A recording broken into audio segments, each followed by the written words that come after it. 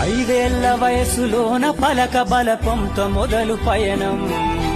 అంచెలంచెలుగా మేమెదుగుతుంటే మురిసెను మీ హృదయం.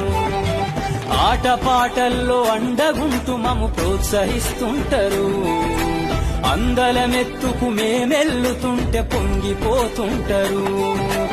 ఎదిగే కొద్దీ ఒదిగుండాలని జీవిత సత్యాలను చెబుతూ, ఎదిగే కొద్దీ ఒదిగుండాలని జీవిత సత్యాలను చెబుతూ, కృషి ఉంటే మీరు ఋషులవుతారని నమ్మకం నూరిపోస్తారు.